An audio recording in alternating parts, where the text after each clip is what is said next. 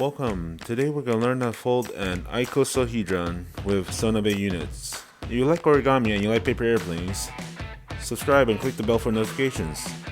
I'll be delivering something new every single week. This icosahedron is made using modular origami.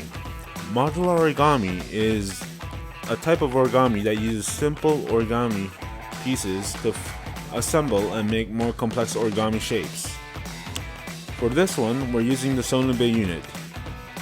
We're going to make 30 of them and combine them into this icosahedron. That being said, we're going to need 30 pieces of paper and let's start the clip.